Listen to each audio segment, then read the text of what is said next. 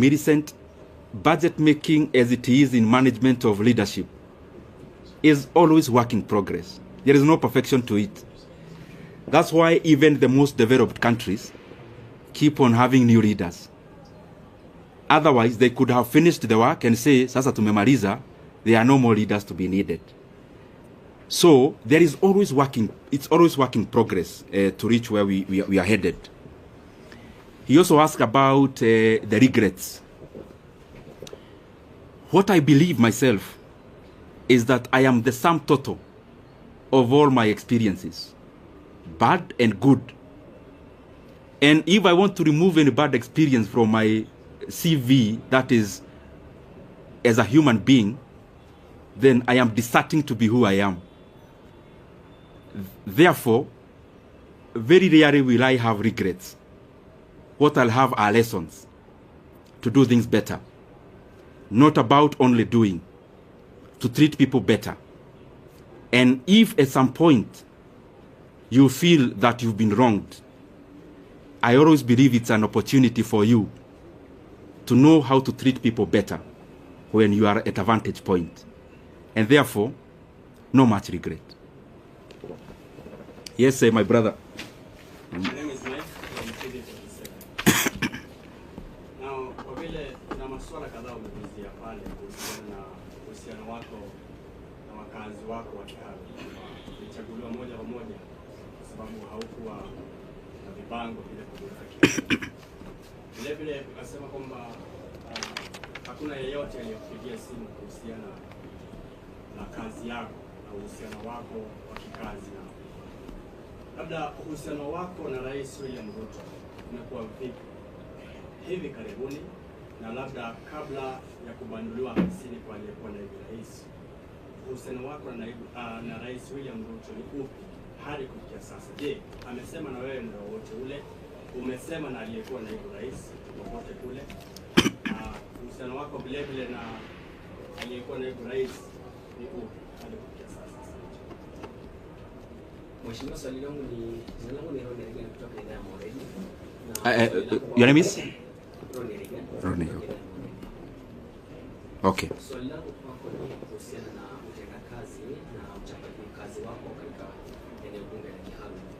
Binafsi tulitembea huko na tukafanya taarifa kuhusiana na kuimarisha elimu, ndio maana tulipatia makala ya elimu bora na si bora elimu.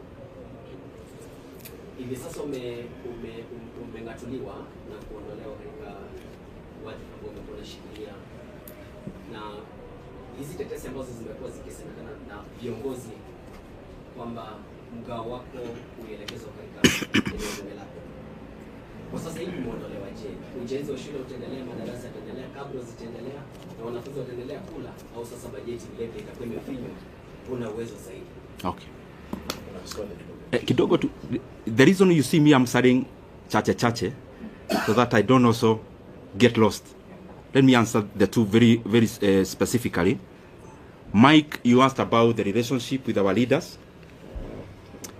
The position I held is a consultative position in terms of before a decision is made, there has to be a lot of consultations. But as I said before, because I also don't want to discuss personalities today, the position or the answer I gave before, I think it answers many things. That I have not had any conversation directly or on phone with any leader of our coalition in regards to the position I used to hold. And I think if you look at it, it answers many things also, which I also don't want to go into. In terms of the relationship with other leaders, I respect everyone. I mean, I'm one of those people who believe there's no person who becomes a leader by just being fetched from wherever. There is always a process they go through. Because I am one, I know. And therefore, in terms of you've asked the relationship between the president and the former deputy president, the position I hold is that I respect every leader. And I could have things I need to talk about I could have reservations on decisions made, but I don't think it has been within my role to talk about those things, especially in public. The other thing in that question is that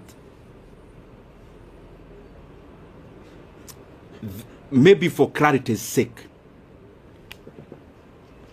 the last discussion I had with the president of the country, the last political discussion, either a chat or a discussion, as it were,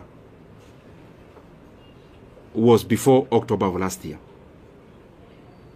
And I would not want, and you permit me to do that, not to discuss any further about any leader, because as you're all aware, I stopped serving in my position. It's barely a week. I also need to understand many things before I talk, because I believe as a leader, I mean, I lead people. There are people who look up to us as leaders. And therefore, even when you see that I am not answering some questions, it's not because I can't answer them. I believe you have covered me previously, and you know for sure that, respectively, in this world, I only fear God. So whatever I need to say, I have no reservation of saying. But also, we are given wisdom to say when to say, how to say it. And I believe we are here in Kenya. We'll keep interacting. If there is more to be said, if there is more to be clarified, we are around. Ronnie,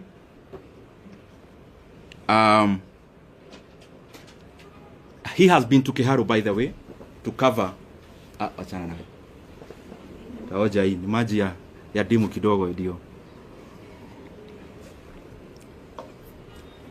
Yo mkiuliza swali kwa ikuwe sawa. Ronnie, you've been to Kiharu, and I am grateful. And by the way, I want to request anyone who would want to come to Kiharu to look at what we've been doing. We are more than glad to host you. We don't do these things, especially of hosting people, because we want to blow our own trumpet. We do these things because I am convinced that if leaders started competing on the basis of what they are doing, the country would become better wholesomely. If our competition as leaders is deliverables, and we compete about who is doing what in terms of tangibles and development, is a very good discussion that you'd have as MPs, for example, because we hold CDF, and that is the reason why we would be glad even to host you. We have hosted, I think, 4 delegations of my colleagues in Kiharu on benchmarking exercises. We actually don't call them benchmarking. We call them peer-to-peer learning, because I also learn from them. I am not a non-knowing. And I also learn from my colleagues a great deal. And in terms of, like the video you see around, me wearing some goldish shirt, I'm sure you have seen it. That was on 4th of January last year. It is not a recent, it's not a recent video. And we have been doing those things primarily because I think at some point I was not doing the right thing, and at some point I learned. And therefore I feel that if I share my experiences with anyone, and I also learn from them, the management of public resources becomes better. If Kiharu improves, any other Mvita improves, if Ebakasi East improves, if any other constituency improves, then Kenya holistically becomes a better place.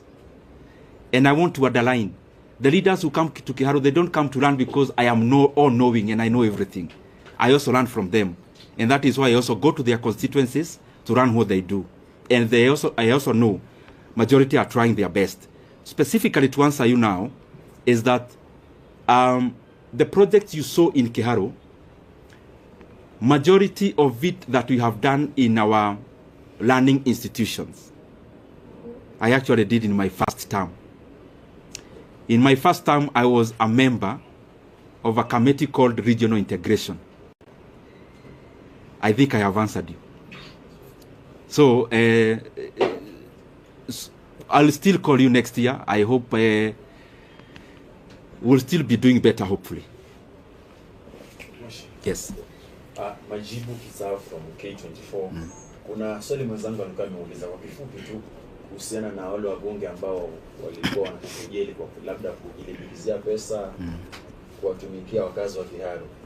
Labda utawaambia nini? Tena niuliza alipouliza alafu waibie